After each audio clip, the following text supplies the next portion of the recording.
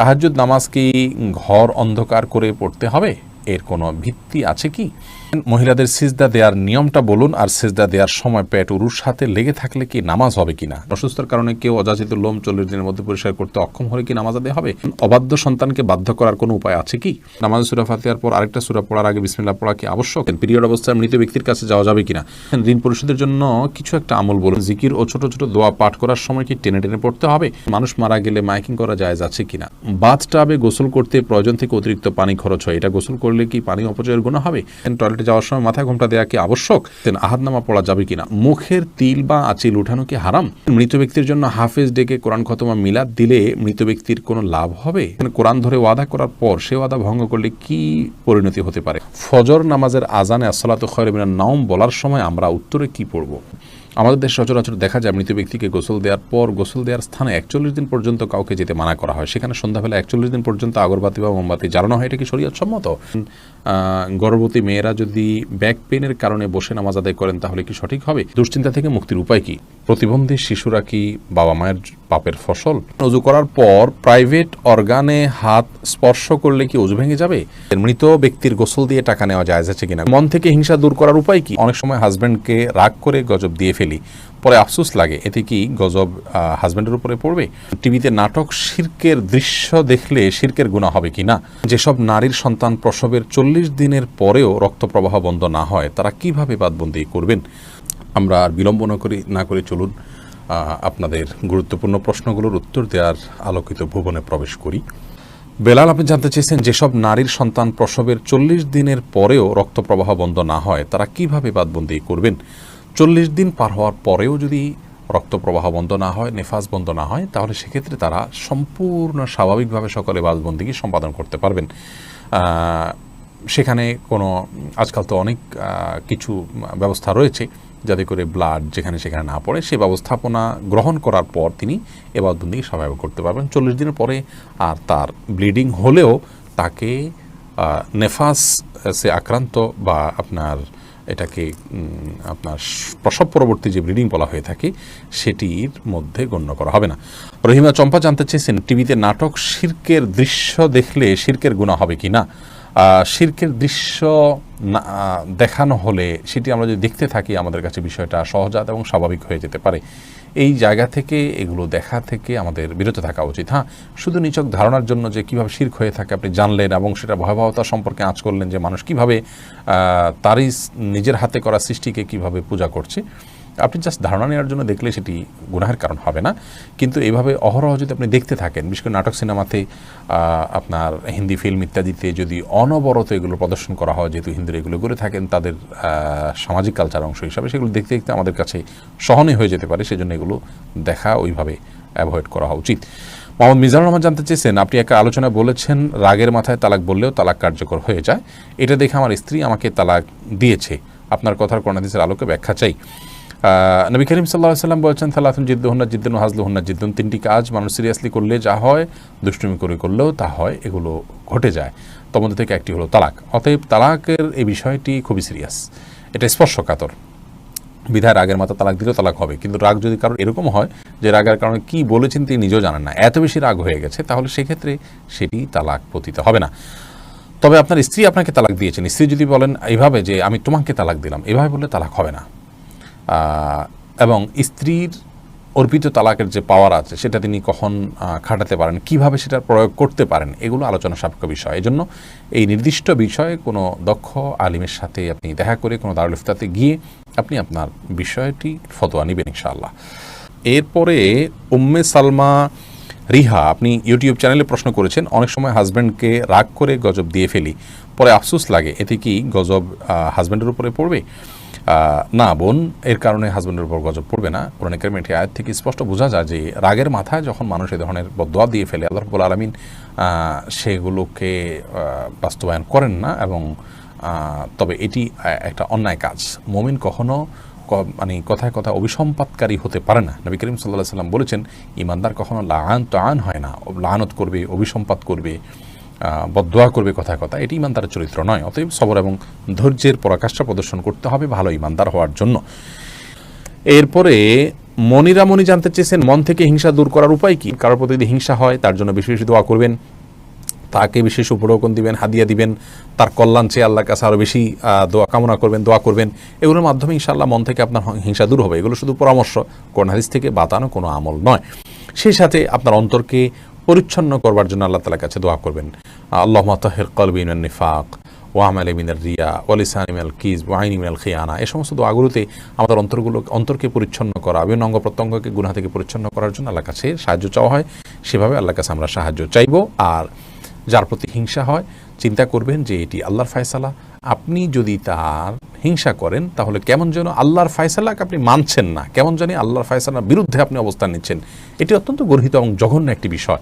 সেটি আমরা যখন চিন্তা করব, কল্পনা করব, ভাববো, তখন ইনশাআল্লাহ বিদিনিল্লাহ বিষয়গুলো আমাদের কাছে সহনীয় হবে, সহজ হবে। আমাদের মধ্যে আর হিংসা থাকবে না যে আল্লাহ তাকে দিয়েছেন, এতে আমার খারাপ লাগবে কেন, আল্লাহ পছন্দ করেন দেখেই তো দিয়েছেন। অথবা আল্লাহর ফয়সালা আমার আপত্তি থাকলে তো ইমান নিয়ে টানাটানি হবে। হ্যাঁ, আল্লাহ আমাকেও দেখ, সেটি ভিন্ন বিষয়। আবু বকর সিদ্দিক ওয়াইজ এআডি থেকে আপনি জানতে চেয়েছেন মৃত ব্যক্তির গোসল দিয়ে টাকা নেওয়া জায়েজ আছে কিনা। গোসল দেওয়াটা মুসলিমদের কর্তব্যের অংশ, দাফন, গোসল, কবর দেওয়া। এই জন্য এগুলো দিয়ে কোনো মানুষ সেগুলো করে টাকা নেওয়াটা তার জন্য উচিত নয়, এটা জায়েজ নয় তার জন্য। নামাজে সূরা পড়ার ব্যাপারে কি ধারাবাহিকতা মানতে হয়? ধারাবাহিকতা রক্ষা করা উত্তম, ভালো। যদি কোনো কারণে ধারাবাহিকতা বিচ্ছিন্ন হয়ে যায়, ওলামা ইকরাম সেটাকে মাকরুহ বলেছেন, অপছন্দনীয় এবং অনুচিত বলেছেন।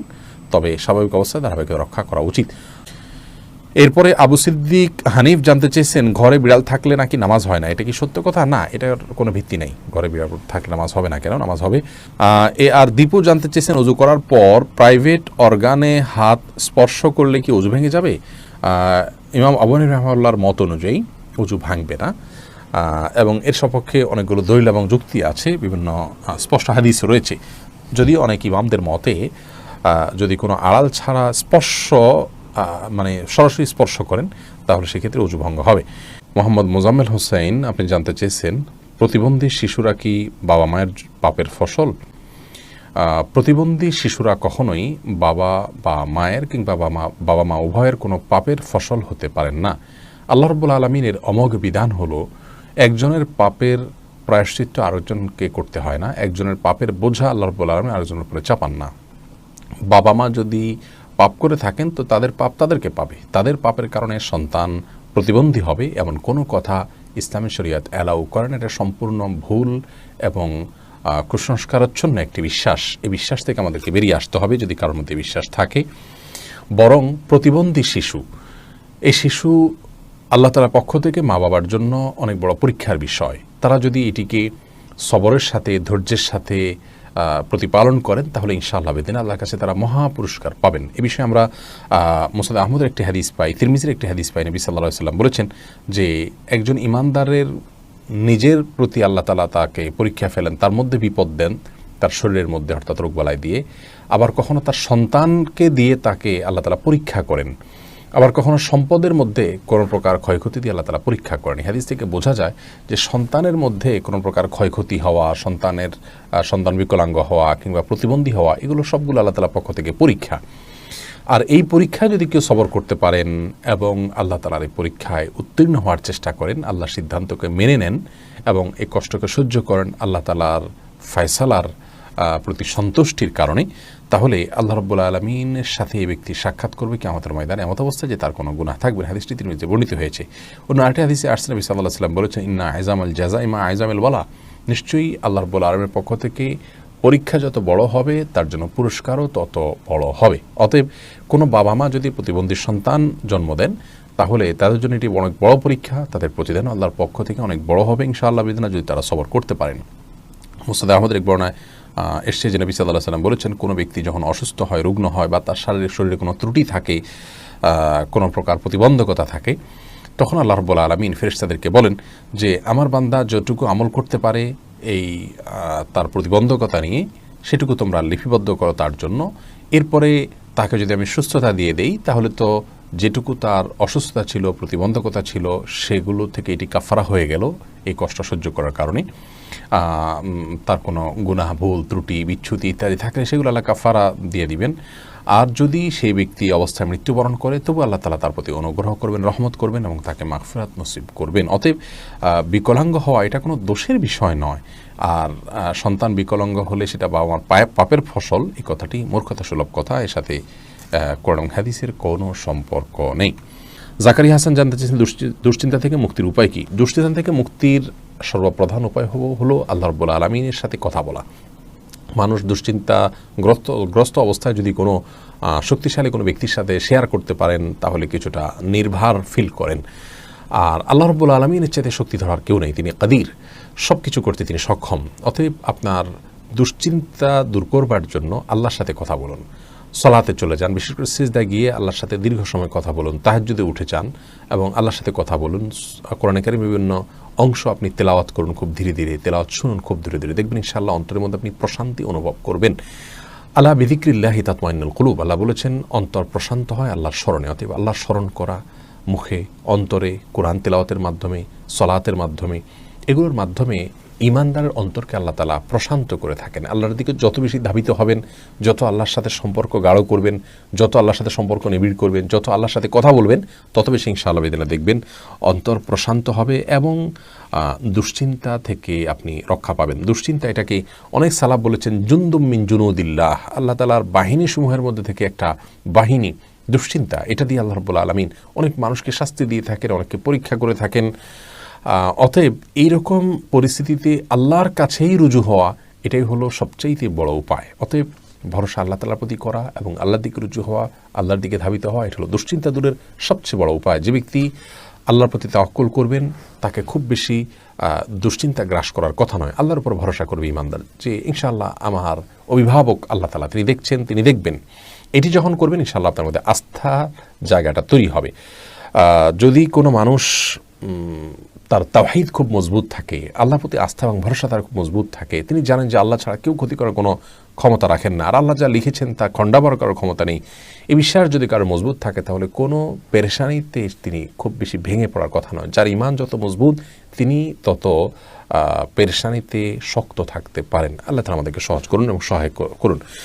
আশরাফুল হক শুভ আপনি জানতে চেয়েছেন, আমাদের দেশে সচরাচর দেখা যায় মৃত ব্যক্তিকে গোসল দেওয়ার পর গোসল দেওয়ার স্থানে 41 দিন পর্যন্ত কাউকে যেতে মানা করা হয়, সেখানে সন্ধ্যাবেলা 41 দিন পর্যন্ত আগরবাতি বা মোমবাতি জ্বালানো হয়, এটা কি শরীয়ত সম্মত?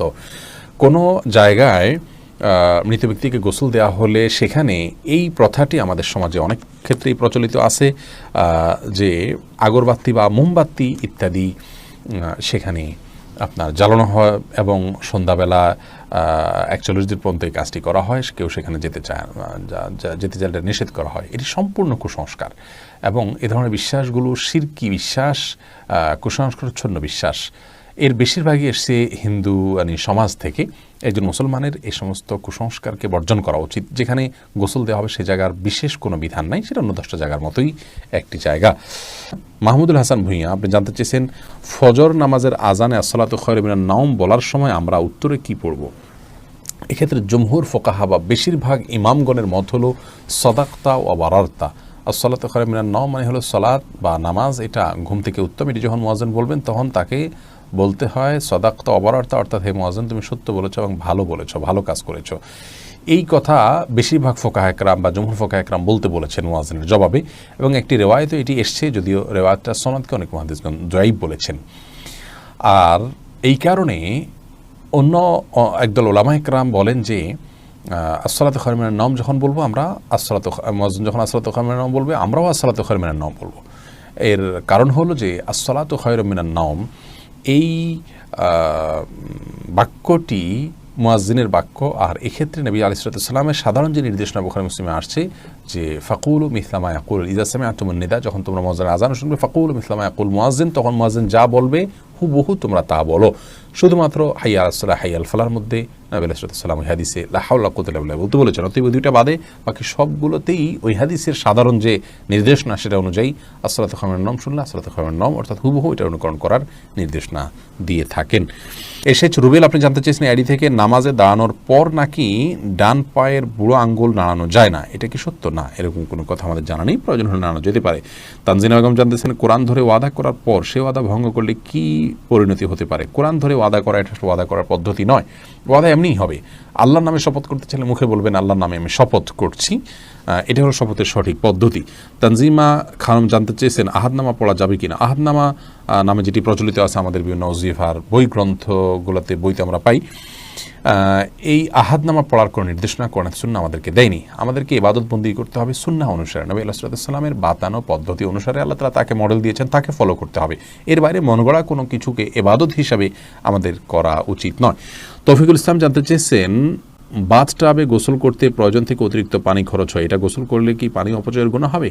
অপচয়ের বিষয়টি আসলে ভ্যারি করে ব্যক্তির বা কোনো সমাজের লাইফস্টাইলের উপরে। আমরা আজকাল গোসলে যে পানিটা ব্যবহার করি, এমনিতে আপনার টেপে যে গোসল করি অথবা শাওয়ারে যে গোসল করি, সেটাও কিন্তু নবী রাসূলুল্লাহ সাল্লাল্লাহু আলাইহি ওয়াসাল্লাম বা সাহাবায়ে কেরাম যে গোসলে পানি ব্যবহার করতেন তার তুলনায় বহুগুণ বেশি। সেদিক থেকে তাকালে এটাকে অপচয় বলতে হয়।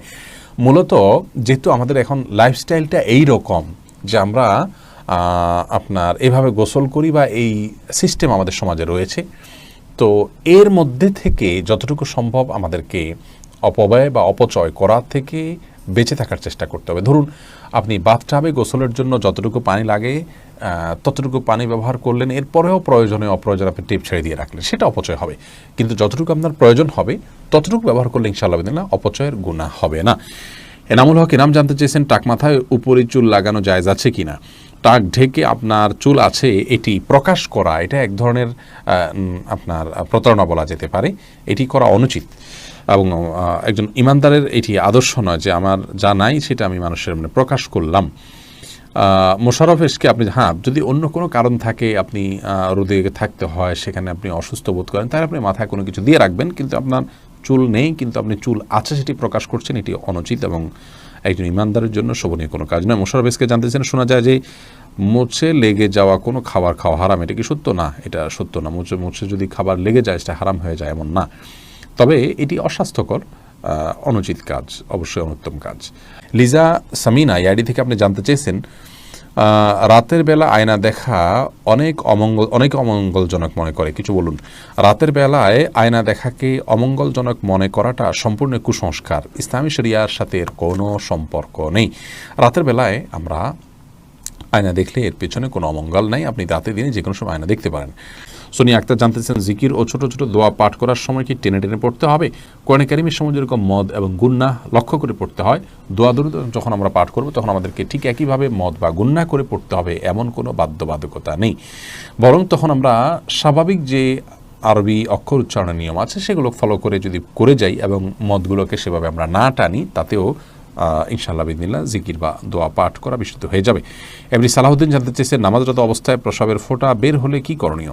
নামাজরত অবস্থায় যদি পেশাবের ফোঁটা বের হয় তাহলে সেদিন নামাজ ছেড়ে দিতে হবে এবং কাপড় লাগলে সে অংশ ধুয়ে ফেলতে হবে এবং নাপাক দূর করে টিস্যু ইত্যাদি দিয়ে পানি দিয়ে তারপরে উজু করে তাকে নামাজ পড়তে হবে। আর যদি এটা তার অনবরত বের হতে থাকে এবং 4 রাকাত নামাজের মধ্যে নামাজ পড়তে যে পরিমাণ সময় লাগে, ধরুন 8-10 মিনিট, এই সময়টুকুও তিনি ফ্রি হন না বা মুক্ত থাকেন না, এর মধ্যেও তার পেশাব এসে পড়ে তার ইচ্ছায় অনিচ্ছায়, এরকম যদি হয় তাহলে সেক্ষেত্রে তার জন্য ওই অবস্থায় সালাত চালিয়ে যাওয়া জায়েজ আছে, কারণ তার পুরো সালাতের ওয়াক্ত জুড়ে কয়েক ঘন্টা জুড়েই অনবরত আসতে থাকে। আর যদি এরকম না হয়, শুধু ওই সালাতের মধ্যে এসছে, তাহলে তার সালাত ছেড়ে সেটিকে পরিচ্ছন্ন করে এসে সালাত আদায় করতে হবে। কোরআনের আলো এর দিকে জানতে চাইছেন ঋণ পরিশোধের জন্য কিছু একটা আমল বলুন। ঋণ পরিশোধের জন্য সবচেয়ে বড় আমল হলো আল্লাহ তাআলার কাছে সাধারণভাবে দোয়া করবেন, চাইবেন, প্রার্থনা করবেন এবং আপনি সর্বোচ্চ চেষ্টা চালাবেন ঋণ পরিশোধের জন্য। আমাদের অনেক ভাইরা আছেন নিজের জমি আছে, স্থাবর অস্থাবর অনেক মূল্যবান সম্পদ আছে, সেগুলো দিয়ে ঋণ পরিশোধ করতে চান না। তিনি চান যে ঋণ পরিশোধের জন্য তার সাধারণ উপার্জন থেকে অনেক টাকা হয়ে যাক, অলৌকিকভাবে চলে আসুক, আর তিনি সেটা দিয়ে ঋণ পরিশোধ করে দেবেন। এটা সম্পূর্ণ ভুল একটা পদ্ধতি। আপনার ঋণ পরিশোধ করাটা আপনার জন্য ফরজ, এটা বান্দার হক। অতএব আপনার জমি থাকলে, সম্পদ থাকলে এগুলো বিক্রি করে আপনি ঋণ পরিশোধ করবেন এবং সেগুলো বিক্রি করার অপশন থাকলে বিক্রি করবেন। সেগুলো সব ধরে রেখে আপনি চাইবেন যে আল্লাহ তাআলা অলৌকিকভাবে আপনাকে টাকা দিয়ে দিক, সেটা দিয়ে আপনি পরিশোধ করবেন। এটা সম্পূর্ণ দুনিয়ার প্রতি আমাদের মোহ আছে এবং ঋণ পরিশোধের গুরুত্ব আমরা বুঝি না, সেটা স্পষ্টভাবে প্রমাণ হয় এমন একটি বিষয়। বিধায় এমনটি করা উচিত না। সেই সাথে ঋণ পরিশোধের জন্য কিছু দোয়া আছে, আল্লাহুম্মা কফিনি ফিনি বিহালালিকা আন হারামিকা ওয়াগনিনি বিফাদলিকা আম্মান সিওয়াক। আরও কিছু দোয়া আছে, ইউটিউব বা ফেসবুকে সার্চ দিলে আমাদের অনেকগুলো ভিডিও আছে, দেখে নিতে পারবেন। সেগুলো আপনি আল্লাহর কাছে সাধারণভাবে পাঠ করবেন, ইনশাআল্লাহ সেই দোয়াগুলো পেশ করবেন। সামিয়া ফেরদৌস জানতে চেয়েছেন, তাহাজ্জুদ নামাজ কি ঘর অন্ধকার করে পড়তে হবে, এর কোনো ভিত্তি আছে কি? তাহাজ্জুদের নামাজ এটা আমরা ঘর অন্ধকার করে লাইট বন্ধ করে পড়তে হবে, এর কোনো ভিত্তি নেই। বরং সেটা আপনার যেভাবে সেভাবে আদায় করতে পারেন। আপনার মনোযোগের জন্য আপনি যদি আলো আধার করে নিতে পারেন, ডিম আলো করে নিতে চান, তো সেটি করতে পারেন, কোনো অসুবিধা নেই। তবে অন্ধকারেই পড়তে হবে এমন কোনো বাধ্যবাধকতা বা নিয়ম নেই। সোনিয়া আক্তার জানতে চেয়েছেন, মহিলাদের সিজদা দেওয়ার নিয়মটা বলুন, আর সিজদা দেওয়ার সময় পেট উরুর সাথে লেগে থাকলে কি নামাজ হবে কিনা? জি, নামাজ হবে। নামাজ হবে না, নারী পুরুষের সালাত নিয়ে যে মত পার্থক্য আছে এটাকে আমরা অনেক বড় করে দেখি। বিষয়টা এরকম বড় কিছু না। আপনার এখানে যারাই ইখতিলাফ করে থাকেন, জাস্ট এখানে পদ্ধতির উত্তম অনুত্তমের বিষয়টা, নামাজ হওয়া না হওয়ার কোনো ইখতিলাফ এখানে নেই। লামিয়া রহমান মোমো জানতে চেয়েছেন, মুখের তিল বা আঁচিল উঠানো কি হারাম? মুখের যে তিল বা আঁচিল আছে এটা যদি দৃষ্টিকটু হয় এবং আমাদের জন্য নানান দিক থেকে ত্রুটিপূর্ণ হয় তাহলে সেটা তোলা যেতে পারে। তবে আপনার আজকাল এই যে সূক্ষ্মভাবে লোমগুলো তোলা এবং এই জাতীয় অনেকগুলো কাজ আছে, যে কাজগুলো আপনার শোভাবর্ধনের নামে আমরা করে থাকি, সেগুলো করা যাবে না। সাদিক জানতে চেয়েছেন, মানুষ মারা গেলে মাইকিং করা জায়েজ আছে কিনা? মানুষ মারা গেলে তার মৃত্যুর সংবাদটা শুধু প্রিয়জনদের জানানো হলো যে তিনি মারা গেলেন, এটুকু মানুষকে জানানোতে দোষের কোনো কিছু নেই। তবে এটা নিয়ে দীর্ঘ আলোচনা আছে, এটা নিয়ে আমরা ইনশাআল্লাহ দিনে কথা বলবো ভিন্ন কোনো ভিডিওতে। মোহাম্মদ মুস্তাকিম জানতেছেন, ব্যাংকে চাকরি করা কি হারাম? ব্যাংক যদি সুদি হয় তাহলে সেখানে সুদের সাথে সরাসরি সম্পর্ক থাকলে সে চাকরি করা তো অবশ্যই হারাম হবে। খন্দকার ফয়সাল ইসলাম লিমন জানতে চেয়েছেন, গর্ভবতী মেয়েরা যদি ব্যাক পেইনের কারণে বসে নামাজ আদায় করেন তাহলে কি সঠিক হবে? জি, দাঁড়া যদি স্বাভাবিক নামাজ পড়তে গেলে ব্যাক পেইন হয় তাহলে সেটা এবং সেটা অসহনীয় হয়, কষ্টকর হয়, তো রিস্কি হয়, তার জন্য পড়ে যাওয়ার আশঙ্কা থাকে, তাহলে তিনি ইনশাআল্লাহ বসে সালাত আদায় করতে পারবেন। যদি দাঁড়াতে পারেন তাহলে দাঁড়ানোর অংশটুকু দাঁড়ায় সালাত আদায় করবেন।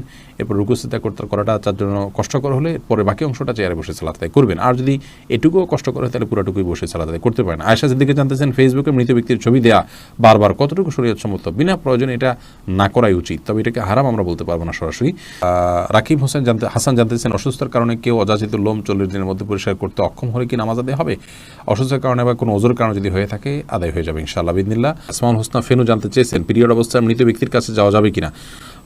যাওয়া যাবে, এতে কোনো অসুবিধা নেই। কাকুলি শেখ জানতেছেন, সাহসিদ্দাতে কি সেজদার তাসবিহ পড়বো? জি, অবশ্যই আপনি সেজদার তাসবিহ পড়বেন। রোশনার খাতুন জানতে চেয়েছেন, মৃত ব্যক্তির জন্য হাফেজ ডেকে কোরআন খতম মিলাদ দিলে মৃত ব্যক্তির কোনো লাভ হবে? মৃত ব্যক্তির জন্য হাফেজ ডেকে কোরআন খতম পড়া, মিলাদ পড়া কোনো শিক্ষা ইসলাম দেয়নি। এটি সম্পূর্ণ আমাদের দেশীয় সংস্কৃতি বা আঞ্চলিক সংস্কৃতি বা আমাদের বানানো সংস্কৃতি। মৃত ব্যক্তি নিজে তেলাওয়াত করলে তার সব তিনি পাবেন, আমরা তেলাওয়াত করলে তার তেলাওয়াত করে তার সব তার জন্য পৌঁছাতে চাইলে সেটি অনকল আমার মতো জায়েজ আছে। কিন্তু হাফেজ বা হুজুরদেরকে ডেকে এনে তেলাওয়াত করানো এবং তার জন্য পেমেন্ট করা, যেটা আমাদের দেশে প্রচলিত আছে, এটি ইসলাম শরীয়তের দৃষ্টিকোণ থেকে জায়েজ কাজ নয়। যেটি করছেন এবং যিনি করাচ্ছেন সবাই গুনাহগার হবেন। এরপরে রাশেদ আপনি জানতে চেয়েছেন, অবাধ্য সন্তানকে বাধ্য করার কোনো উপায় আছে কি? অবাধ্য সন্তানকে বাধ্য করার জন্য ছোটোবেলা থেকেই তার সাথে সেভাবে ইসলামিক যে আপনার ইসলামের যে নির্দেশনা আছে একজন প্যারেন্টসের জন্য, প্যারেন্টিংয়ের বিষয়ে, সেগুলোকে লক্ষ্য করা উচিত। তাকে সালাতের নির্দেশ দেওয়া, নিজের সালাতে অভ্যস্ত করা, ভালো পরিবেশ দেওয়া, এগুলো না করে এরপরে বড় হওয়ার পরে অলৌকিক কোনো পদ্ধতিতে তাকে আপনি বাধ্য করে ফেলবেন, এরকম কোনো সুযোগ নেই। তারপরেও আপনি তাকে সৎসঙ্গ দিলেন, নেককারদের সোহবতে নিলেন এবং তার জন্য আল্লাহর কাছে মনে প্রাণে দোয়া করলেন, আবার দোয়া সন্তানের জন্য কবুল হয়। এইরকম বিভিন্ন উদ্যোগের মাধ্যমে আপনি তাকে সৎপথে আনতে পারেন, বাধ্য করতে পারেন। তানি ইসলাম জানতে চেয়েছেন, টয়লেটে যাওয়ার সময় মাথায় ঘোমটা দেওয়া কি আবশ্যক? এটা উত্তম এবং ভালো। অনেক ওলামা ইকরাম উন্মুক্ত মাথায় যাওয়াটাকে মাকরুহ বলেছেন।